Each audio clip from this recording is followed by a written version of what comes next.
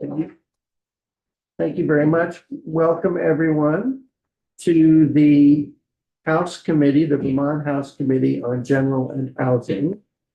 Today is the last day of January, the 31st. Amazing. Thank you. And this morning, we're going to hear from three witnesses on short-term rental housing. Julie Marks, here, Julie, please come sit down. Brian, have a seat anywhere you want. I think that what we should do to start, Julie, is we'll have the committee introduce itself to you. Okay. All right, and then you can state your name for the record, etc. I'll you take it away. All right. Hi again. Welcome back. Emily Krasnow, South Burlington, Chittenden 9. Claudia Lamont, you want to walk me through with it? Harry Howard, Rutland City District 6. Gail Peso, Chittenden 20, Colchester. Tom Charlton, Athens, Chester, Grafton, and Wyndham. Joe Carson, Newbury, Thompson, and Groton. I'm Leonora Dodge, Essex Town and City of Essex Junction. Good morning. Ashley Barley, Fairfax, Georgia. And I'm Mark Capaldi, and I represent Calais, Plainfield, and Marshfield. And we have two members out ill. One of them is Elizabeth Burrows, and one of them is Debbie Gould. And they're out. So would you like to introduce yourself to the committee and talk to us? Yes, thank you for having me, and it's very nice to meet those of you who I haven't met yet and see the ones who I have again. My name, for the record, is Julie Marks. I'm the founder and the director of the Vermont Short-Term Rental Alliance. We are a member-managed business association for the vacation rental community here in Vermont, and currently are backed by over 360 members and growing very steadily every day. I first will start with a little background on myself, since meeting many of you for the first time. I was born and raised here in Vermont, grew up in Heinsberg. I, in a former life, studied and worked in environmental science and environmental health. I have spent time in all sectors, nonprofit, for-profit, government, and have, like many Vermonters, wound up, for now at least, in multiple jobs as a consultant, as a self-employed housing provider and vacation rental host, and now as the director of the Short-Term Rental Alliance. As the director of Vistra, as we call ourselves, I also serve as the co-chair for government affairs for the National Vacation Rental Management Association, and am the founding president of a new association within the industry called the Right to Rent Collaborative. I'm sorry, the what? The Right to Rent Collaborative. But today I'm here on behalf of Vistra members here in Vermont. Our members are homeowners who have chosen to open their homes to visitors. And our members are also the hundreds of entrepreneurs who have built thriving vacation rental management businesses locally here in Vermont. These are people who are very passionate about their Vermont communities, their taxpayers, their job creators, and their destination ambassadors. And part of being a member of Vistra means you are committed to being a responsible host. And we have our members commit to adhering to standards for responsible hosting, which are listed on our website. But overall, our goal as an association is to really see Vermont's vacation rental industry be a responsibly operated and a reasonably regulated part of our everyday culture, economy, and way of life. We have a long ways to go, and there are a lot of rumors out there around short-term rentals and misinformation that have fueled a lot of unnecessary and what we believe to be unreasonable regulations, especially at the municipal level. So if you would allow me, I would love to take a couple of moments to debunk a couple of those big falsehoods off the bat. first, before I do that though, I'll back up a second and just to lay the groundwork. What is a short-term rental? I will use the term short-term rental and vacation rental interchangeably. Legally, the legal definition is short-term rental. It is a dwelling unit that's rented for fewer than 30 consecutive days. At 30 days under Vermont law, it becomes a long-term rental unit and is subject to landlord-tenant laws and jurisdiction. So we really focus on the less than 30-day rental. Under Vermont's definition, there's also a carve out for folks who rent very infrequently, fewer than 14 days a year. That level of activity kind of excludes you from the current requirements for short-term rentals. So under Act 10 of 2018, short-term rental regulation is authority to regulate is given to the Department of Public Safety, Division of Fire Safety, and the Department of Taxes. So short-term rentals have been tax-paying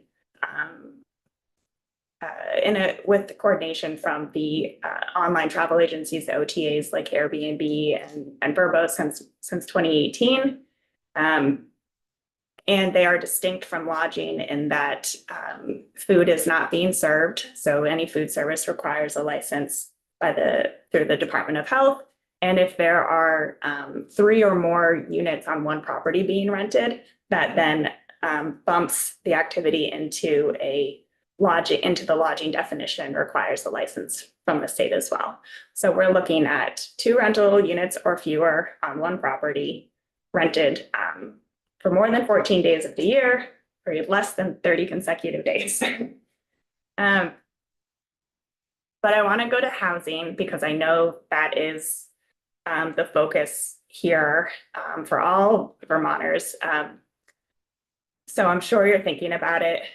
I want to start by saying at present time, short-term rentals in Vermont and largely across New England have had a very insignificant impact on the cost of housing. And we know that from economic analyses that have been performed by housing authorities in New Hampshire, in Maine, and Canada.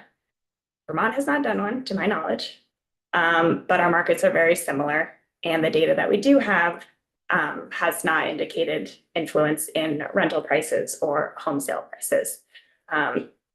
We do know that short-term rentals in Vermont have had a very significant impact and a positive one for our homeowners and our local economy. And by economy, I mean the people who live and work here. Just to exemplify some of that, we know from data through Airbnb that Vermont hosts are what they call people who operate short-term rentals, whether they're the owner or the property manager.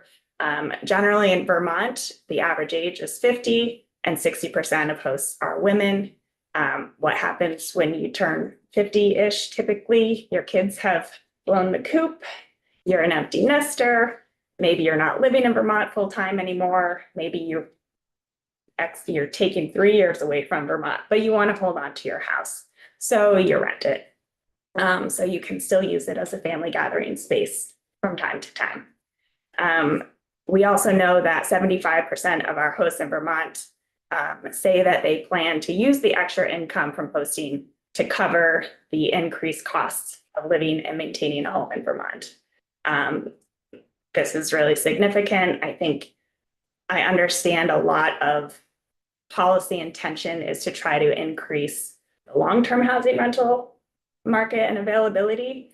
But one question that I think is not asked enough is, at least of our community, when we have the finger pointed at us, is why are you short-term renting and not long-term renting? And the responses are widely variable, but they range from I can't afford not to I just love hosting. So there's a lot of different reasons that people turn to offering their homes as short-term rentals. And I think that's a really important consideration when you're trying to think about the impact of policy. We also know that 1 in 4 of our hosts in Vermont say that hosting has helped them stay in their homes. So when we extrapolate that out to what we know to be the entire Vermont short-term rental owner population, that's roughly about 2,500 households who are saying, I short-term rent in order to stay in my house. As far as I'm aware, there's no evidence of massive corporations or out-of-state investors buying up multiple properties here in Vermont. Again, Vermont hasn't performed a comprehensive study or analysis of this that I'm aware of. New Hampshire has, and found that that was not present, at least in New Hampshire.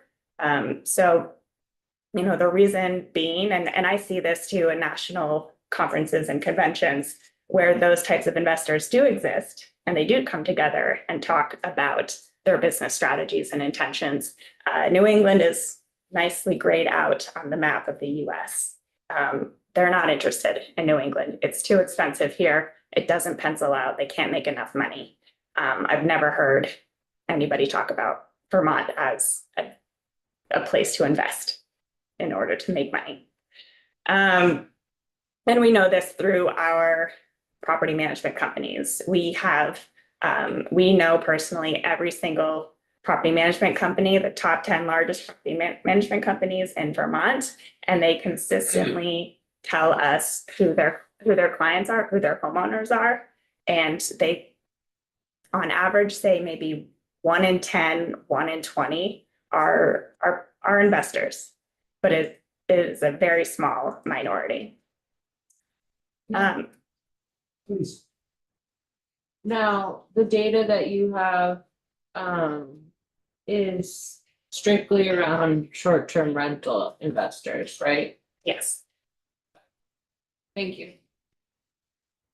So thinking more kind of holistically about the overall impact of short-term rentals, I ask that you consider this one simple fact. Short-term rentals make up 3% of our housing stock and 60% of our visitor capacity. 3% of our housing stock and 60% of our visitor capacity. And that capacity is how much money we allow to come into Vermont, that we bring into Vermont and to our Vermont communities, because these guests are spending money in the local communities where they are staying and where hotels are often not. I was just at the Vermont Economic Conference and heard from Matt Barowicz, who said tourism is driving employment more than any other industry right now. And that's what we want, right? We want employment, we want economic development, we want people to come here and move here. And that often starts with a visit. We're still waiting for 2024 numbers, but in 2023, we have estimated that short-term rental guests, again, just short-term rental guests, spent an estimated $650 million at local businesses. Amazon kitchen hacks, I can say. There's something about the voice. Oh, man. I am so sorry. If Not a problem. terrible. $650 million in visitor spending last year, or in 2023, sorry, excuse me. And it contributed upwards of $54 million just in meals and rooms tax. And that doesn't include the local option or income tax. I'm sorry, how much was the tax? Upwards of $54 million through the meals and rooms. So while the impact on housing of short-term rentals is minimal, the impact on our economy is huge. It's absolutely huge. And it gives way to additional types of businesses and additional industries as well, which we're seeing more and more every day.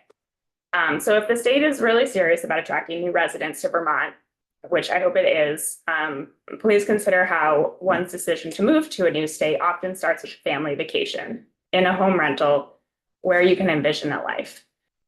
We need to supply the types of accommodations that people want and need nowadays, and vacation rentals are the future. 1 in 3 travelers will only come to a destination if there's a short-term rental for them to stay at.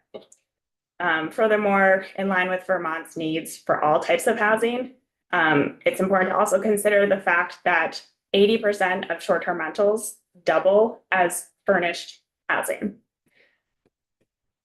80% of short-term rentals are being offered as monthly or seasonal furnished rentals. And that is satisfying a huge demand for that type of housing for our visiting professors, our traveling nurses, our out-of-state laborers who are laying broadband, newcomers looking to buy a house while they relocate, and young professionals who can work remotely and might fall in love with Vermont and choose to stay. So as you receive proposals for new legislation, I hope that you will consider that we have not seen any evidence to demonstrate that policies that restrict short-term rentals in any way would have a beneficial impact on housing prices or housing availability. In fact, it might do the reverse. The benefits truly outweigh the negatives, and we need to be supporting our vacation rental community, not hindering it. Regulations that create undue burden or restrictions on homeowners and property management businesses would be something that our association would oppose. But we are very supportive of regulation that incentivizes the rapid infill development of high density housing where we already have infrastructure in our downtowns where it makes sense. And we are extremely supportive of legislation that directly enables those actions so that we can correct Vermont's housing deficit without causing unnecessary harm and sprawl to our open spaces, which are very important to our tourism industry. I have a couple of other legislative interests for the session. We would be very supportive for this state to invest in comprehensive data collection on the vacation rental economy. I've mentioned that New Hampshire has done this and Maine has done this, and Canada to our north has done this. It would be helpful in making informed regulatory decisions to have some good unbiased data. Secondly, we would be very supportive of legislation that helps reduce the costs of owning and maintaining residential property in Vermont. And it's not just us and our members that this is important to. We need to make it available to all Vermonters so that everybody can afford to buy, rent, and offer housing, I think, which is often missed in the conversation. It needs to be affordable to offer housing. We would also like to see incentives and protections for landlords, because 80% of our members also offer monthly rentals. They become landlords. Can you say that percentage again? 80%. Yes. And that figure was from a couple of years ago. are these percentages like your 3% and the 80%, are they derived from your members or estimates of total? Estimates of total. They come from largely through the VHFA, who publishes data that they purchase from a company called AirDNA.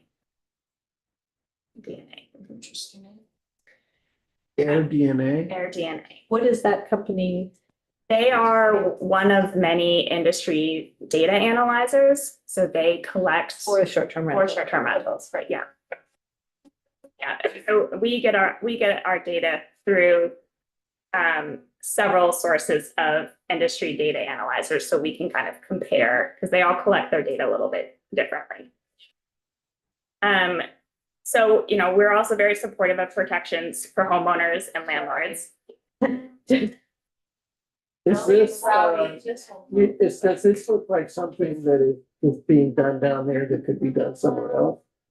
Yeah. Thank you, yeah. It's the worst thing. The sound of a multi-tool. It's just like drilling a desk up. And that's just. Brought to you by Dremel.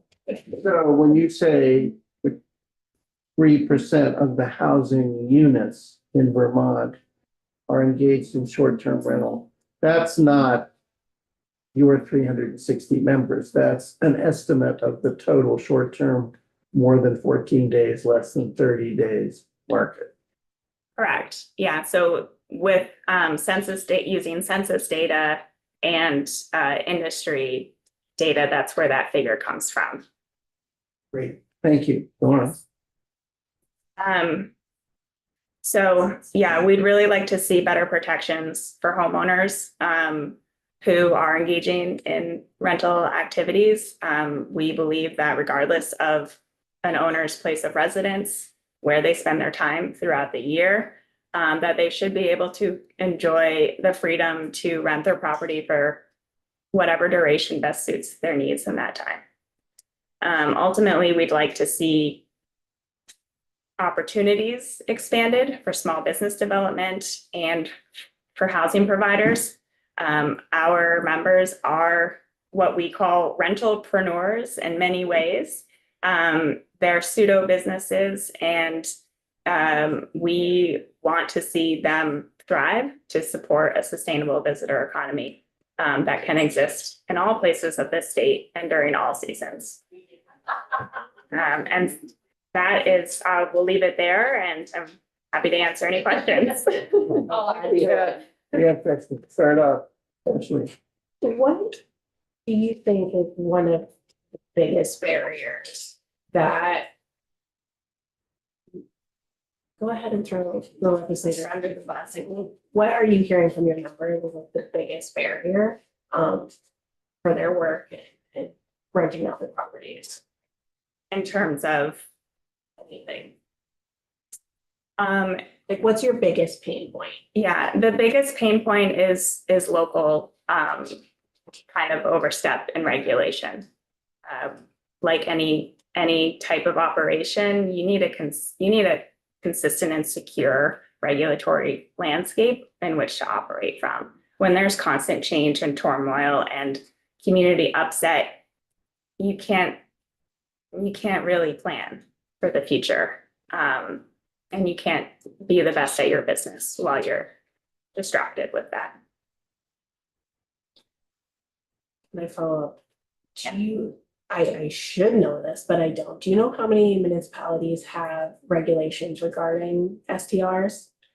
I really wish I had a better answer than I do, but Would a study help that? a study or a centralized database would be really great.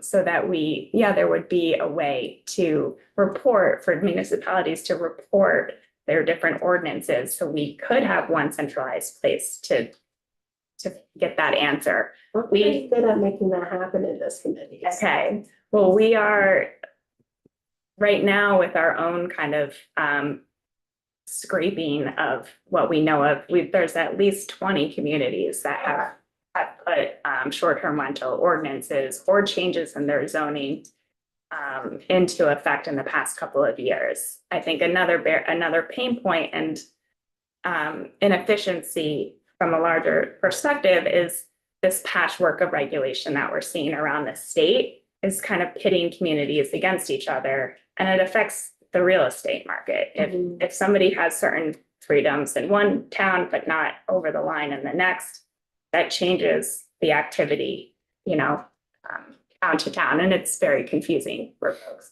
And I have one last question. I promise it's the last one. So Take your time and ask as many as you want.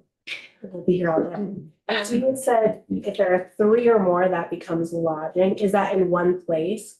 Could I, as an individual in Charlotte, have 2, and then in Fairfax have 5? Is that considered lodging? No, so it's 3 in one on one parcel. Okay. On one property. Thank you.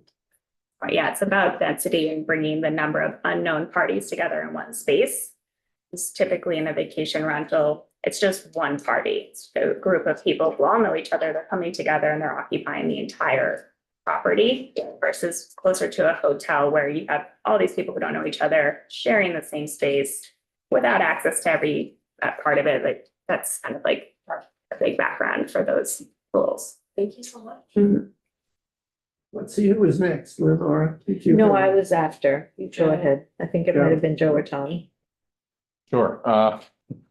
Do you, I guess I'm just kind of wondering from your members, how many people kind of feel like I'm either gonna do this or I'm not gonna rent? Like, I'm not turning my unit into a full-time rental.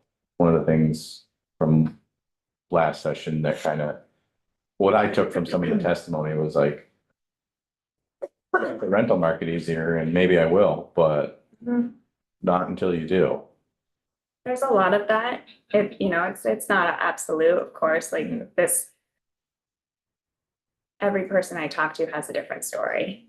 But I think that is a fair generalization that people who were in the long-term housing business Yeah. who have exited have done so for a very traumatic reason in the way that, many of them say they're not going back unless something drastically changes to protect them. Yeah, because that seems to be one of the butting ahead point of short-term rentals are taking away from our long-term rental pool. But you need to make changes or else they're not coming back. And it's not really, I don't think we should put that burden on the person who owns the property to make their own decision of what's best for them. So, Yeah. thank you. Thank you. Tom? Yeah, unless Nora has. I just have, you go. Okay, you mentioned that about 80% of your members do both long-term and short-term rentals. Do you have any insight that,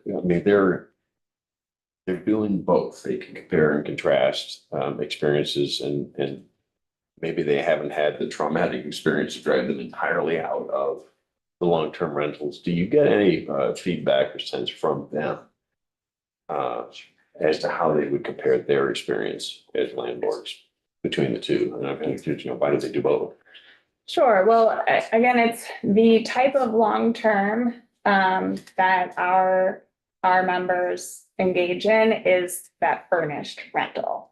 It's not an annual, it's not an annual lease where you're providing a It just blank happens to be more than slate 30 without, days. yes, exactly. Okay. So it doesn't compare directly to the long-term housing management because of those differences. The owner in these furnished situations are responsible for all utilities, and they often, it's their personal items in the home that, they want to come back to.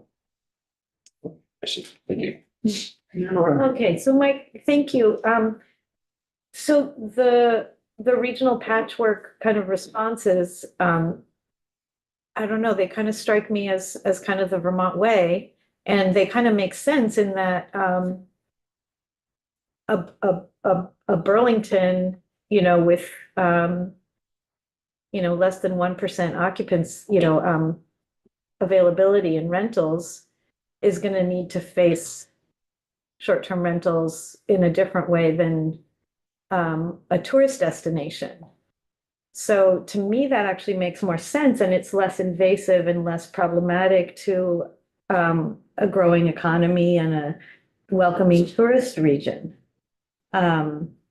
against the needs of, people that need to be permanently housed in a rental situation. So can you tell me a little bit more about why you would ask us to do a statewide piece of legislation rather than respect the local needs and the local responses to these challenges? Yeah. I'll piggyback on that by saying, I'm assuming, and correct me if I'm wrong, that the only value of statewide legislation for you would be preemption.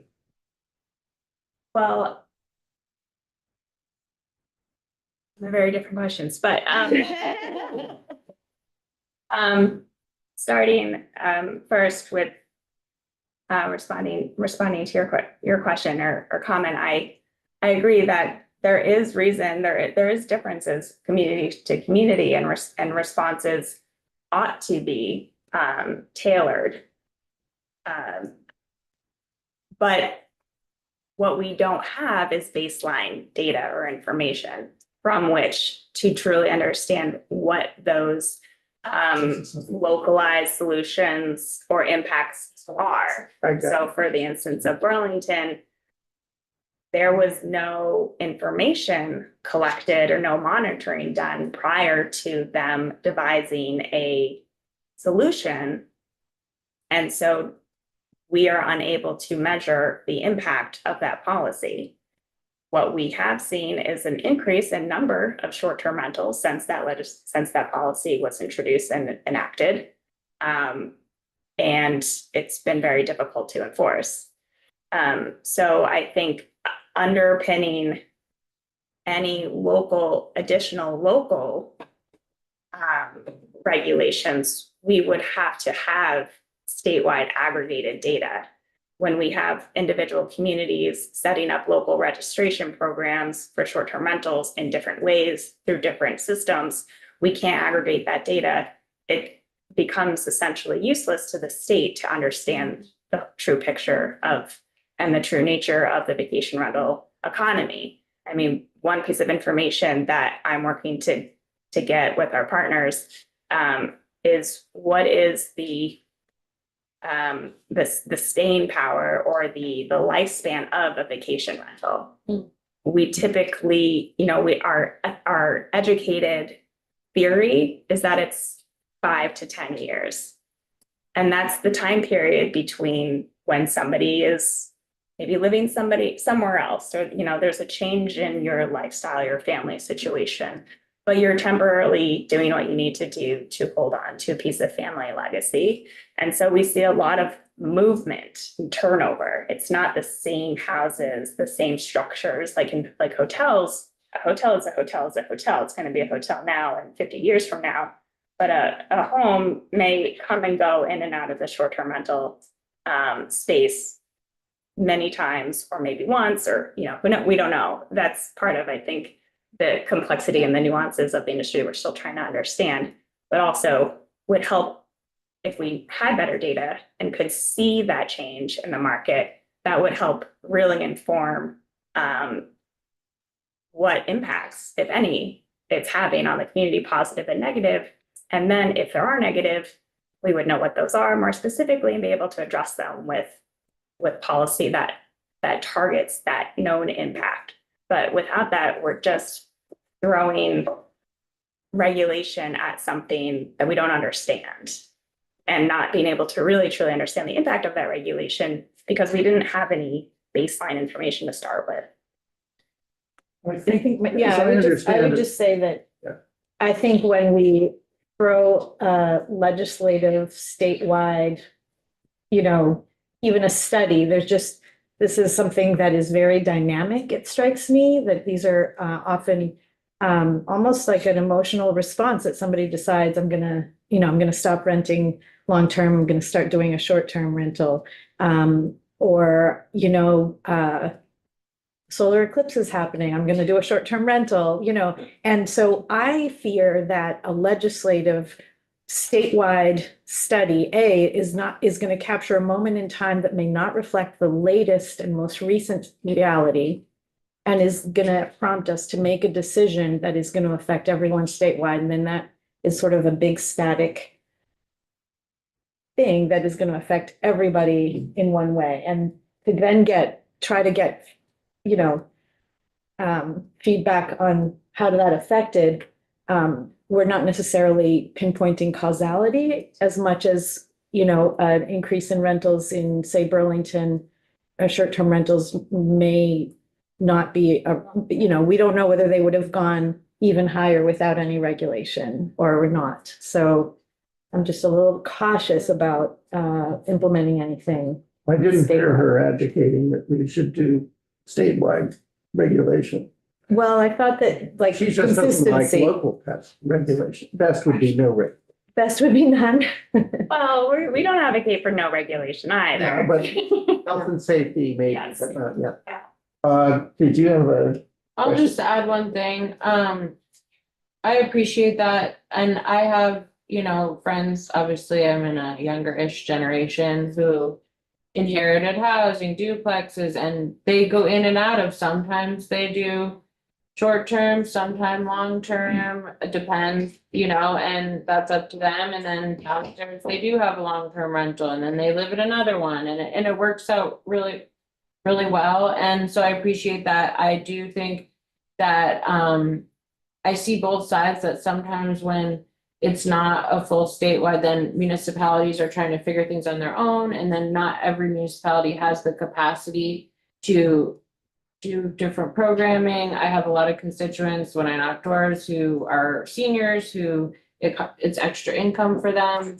So I really see both sides, but I'm sure we will get some bills on the issues, and I want to continue this conversation. I'd like to move on because but I can't resist one last question No. myself.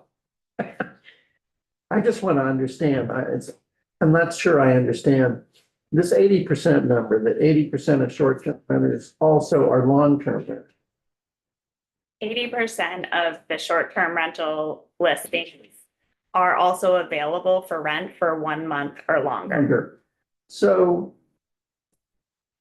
how does that work? Is it just that essentially it's the same person, the same entrepreneur, Mhm. and they're just open to like a 3-month rental or seasonal rental? Yeah. Yeah, And, but if they do that, they fall within a different category. under Vermont law, Under yes, Vermont law. yes. But that a lot of people do that. They're just open to it. Yes, and often unaware that that is putting them under a different Right. set of legal responsibilities.